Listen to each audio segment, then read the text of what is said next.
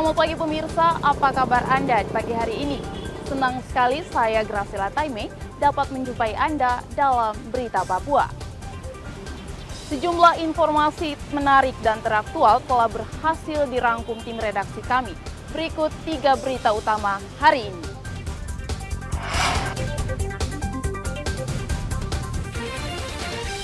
Satgas Damai Kartens menangkap seorang pemasok senjata untuk kelompok kriminal bersenjata di Nabire, Papua Tengah. Ratusan kendaraan yang menumpuk di Mapolres Mimika akan dilelang polisi. Bulog Papua akan beli 15.000 ton beras petani Merauke.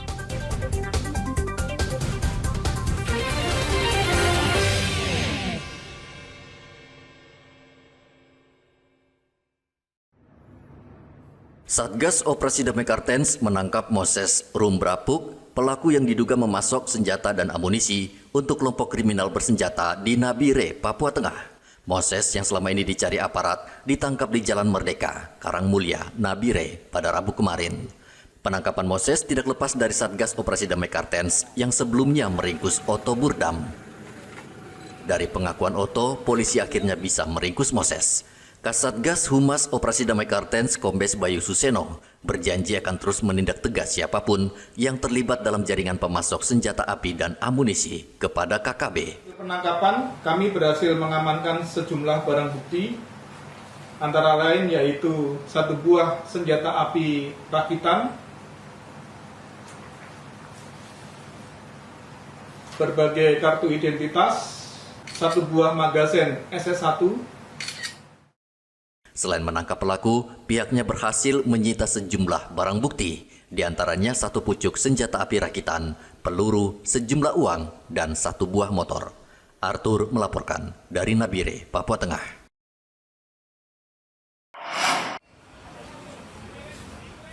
Pemilik kendaraan yang ditilang diimbau segera mengambil motornya di kantor Polres Mimika. Ratusan kendaraan ini menumpuk sejak 5 tahun lalu dan belum diambil pemiliknya. Halaman kantor polisi tidak mampu menampung kendaraan ini. Polisi akan melelang kendaraan jika pemiliknya tidak datang mengambil hingga akhir tahun 2024. Termasuk yang di belakang yang sudah bertahun-tahun. Saya kemarin sempat koordinasi dengan kejaksaan. Jadi saran masukan dari kejaksaan, coba kita koordinasi kembali ke bagian lelang, ke kantor untuk pelelangan. Coba diminta persyaratan-persyaratannya ini biar ada manfaat untuk penerimaan PNBP-nya. Ini kan tapi dari kejaksaan juga menyampaikan untuk didatakan dulu semua, kemudian diiklankan di media sosial maupun online kepada pemilik atau mungkin yang merasa kehilangan atau mungkin tidak mengetahui kendaraannya ada di sini. Kita datakan dulu semua, termasuk nomor mesinnya, nomor jenis kendaraannya, nomor TNKB-nya. Setelah kami datakan, kami iklankan kurang lebih 5 bulan. Nanti setelah itu kami koordinasi dengan pihak lelang, ya kita lelang saja daripada menumpuk di kantor sehingga lahan kami tidak akan mencukupi nanti kalau terusnya seperti itu, karena ini kurang lebih sudah ada yang 5 tahun. Pemilik kendaraan wajib membawa surat sah kepemilikan bila akan mengambil kendaraannya yang pernah ditilang polisi di wilayah Polres Mimika. Igobat Momolin melaporkan dari Mimika, Papua Tengah.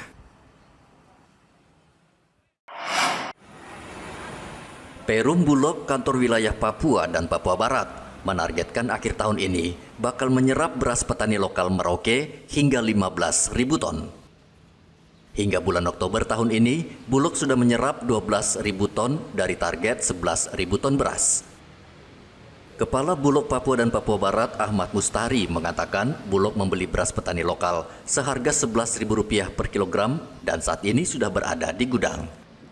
Menurut Mustari, Kabupaten Merauke, Papua Selatan merupakan lumbung pangan terbesar di wilayah timur. Pendekatan kepada para petani, kepada mitra, ayo kita bergerak, kan gitu. Bergerak dalam arti kita meningkatkan untuk supaya bagaimana caranya untuk tanam padi seluas-luasnya di wilayah Merauke. Nanti hasilnya itu Bulog akan menyerap. Jadi ini programnya pemerintah pusat, dalam hal ini digaungkan oleh Bapak Presiden. Ayo tingkatkan itu untuk Merauke, lumbung padi di wilayah Merauke. Itu apalagi yang kemarin teman-teman sudah menyaksikan bahwa sudah sering ada kunjungan Menteri Pertanian, kan gitu, sering ke Merauke. Nah itu tujuannya itu karena Merauke adalah satu-satunya lahan yang paling luas untuk lahan persawahan untuk tanam padi. Kita bisa mencapai sampai 35.000 ton. Oh, di Merauke. Merauke. Dan itu pernah di tahun 2024 ini? 2015 kemarin 15.000. 2021 kita bisa nyerap 15.000 ton. Terus dengan adanya fenomena mulai menurun. Nah di tahun 2024 ini kita sudah mencapai 12.000. Ini belum sampai dengan akhir tahun. Dan targetnya berapa? Kita target kemarin hanya 11.000. Ini sudah masuk 12.000. Nah mudah-mudahan nanti di akhir tahun kita bisa mencapai di atas. Ini sudah sampai 119%. 109%. Target tahun ini 11.000 itu ya Pak ya? Saya target bisa saya tambah lagi nanti. Sampai akhir Desember berapa? Bapak? Kita bisa mencapai di atas 15.000 lah. Untuk menyukseskan program swasembada pangan, Bulog membutuhkan kerjasama dari petani lokal dan mitra. Pemerintah pusat memproyeksikan Kabupaten Merauke menjadi lokasi pengembangan kawasan sentra produksi pangan dengan luas 1 juta hektar. Dari Kota Jayapura, Papua, Hendra melaporkan. Pemerintah pusat melalui Kementerian Pendidikan berencana mengaktifkan kembali ujian nasional yang sudah hilang sejak 5 tahun lalu. Menurut sejumlah guru yang ada di pedalaman, pengaktifan kembali ujian nasional sangat bagus. Ujian nasional dinilai mampu membuat siswa rajin belajar karena saat ini siswa terlihat tidak rajin karena ujian nasional dihilangkan. Anak-anak yang mengikuti ujian hanya ujian sekolah memang bagus, tapi mereka merasa bahwa tidak ada artinya begitu. Tetapi ketika dilakukan ujian nasional, mereka dengan sungguh-sungguh belajar untuk bisa mendapat nilai yang baik, dan kriteria-kriteria kelulusan itu mereka bisa bisa mencapai itu.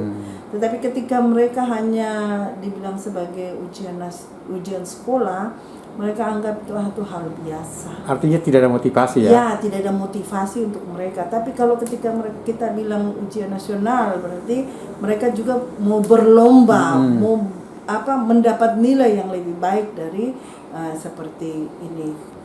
Namun mungkin ya diperlakukan itu yang di pedalaman yang jaraknya jauh, tidak terjangkau dan sebagainya. Ya seperti daerah-daerah terpencil ya, 3T itu mungkin bisa dikasih kebijakan untuk mereka. Banyak macam versi sih Pak, artinya kita harus bisa melihat di lapangan apa yang menjadi prioritas seperti itu. Kalau ujian nasional saya pikir juga bagus karena itu nilai murni anak seperti itu. Jadi tidak ada macam rekayasa. Artinya anak lulus tidak lulus ya itu nilai hasil. Artinya ada motivasi juga ya belajar ya. Ada motivasi untuk anak bahwa ada momen ujian nasional. Merasa sangat penting sekali dikembalikan ujian nasional. Dikarenakan selama ini yang anak-anak yang kami lihat terhadap anak-anak kami di sini, mereka sudah menganggap gampang. Jadi tidak perlu lagi belajar, pasti mereka lulus karena sudah ditanamkan dari orang tua mungkin salah satunya. Guru berharap rencana ujian nasional diaktifkan bisa terwujud dan mereka menyarankan itu bisa dilakukan untuk tahun ajaran baru Januari 2025. Muhammad Ridwan melaporkan dari Merauke, Papua Selatan.